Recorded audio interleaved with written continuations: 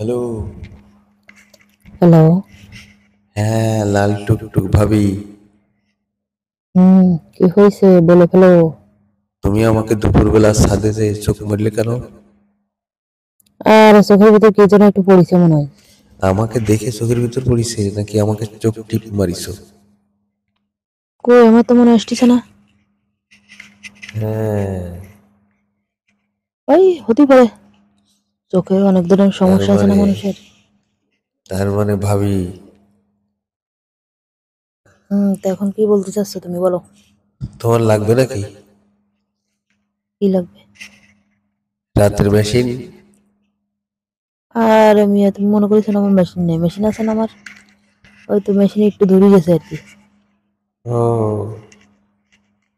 আমি তো মনে করছি ভাবির মেশিন লাগবে। তা ভাবি, হ্যাঁ, শুনি তো। আজকে কিন্তু একটা জিনিস দেখে ফেলছি। আবার কি দেখে ফেলাইলে আজকে? তুমি পুকুরে যখন গোসল করতেছিলে তখন তোমার সবকিছু দেখে ফেলছি। সবকিছু? হ্যাঁ। এবার আমাদের বাড়ির আশেপাশে কোনো জায়গা দেখলে ঠ্যাং ভেঙে ফেলাবানি। কেন?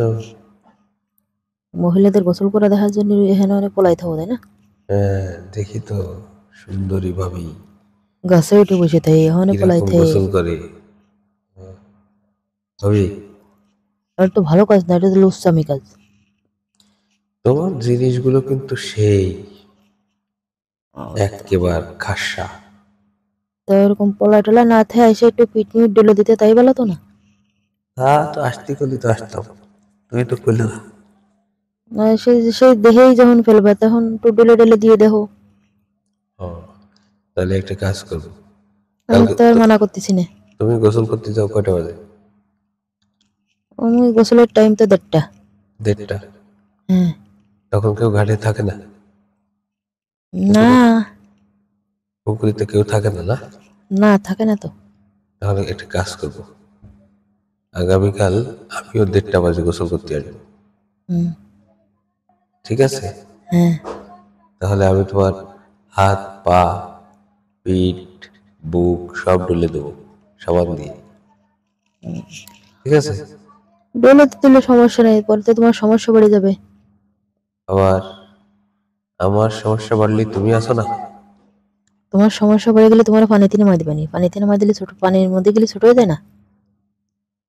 হ্যাঁ। আমি তো ভালো মেশিন পাইছি। ঠিক না আমার কাজ হলো, হুম।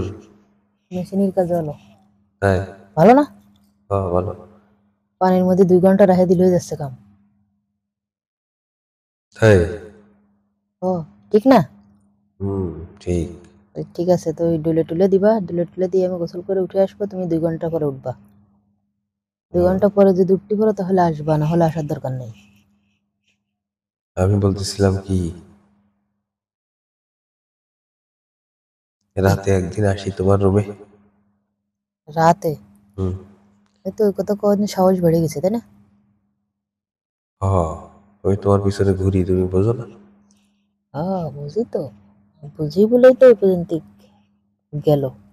রাতে আমি তোমার পিঠে বুকে তেল পালিশ করে দেবো। গরম তেল না ঠান্ডা তেল? সব তেল, ঠান্ডা গরম দুটোটা। আর কিছু দিবা না? আরো কিছু দেবো মানে সেরকম একটা জিনিস দেবো তোমাকে। তোমার জিনিস আমার দিবা তাই? হুম। তুমি রেডি তো? ও, তা জিনিসের সাইজ কিরকম?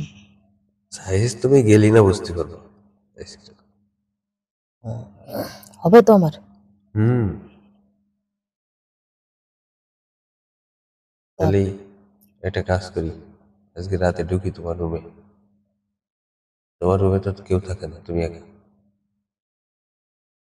তাতে সমস্যা নেই, একা থাকে দুকা থাকে, আমার রুমে তো আর কেউ আসতেছে না। ঠিক আছে, তাহলে তুমি রেডি তো? আচ্ছা ঠিক আছে, আসো রাত্রে দেখা যাক। মনে থাকে জানো? আচ্ছা ঠিক আছে, রাখো, আমি একটু ব্যস্ত আছি।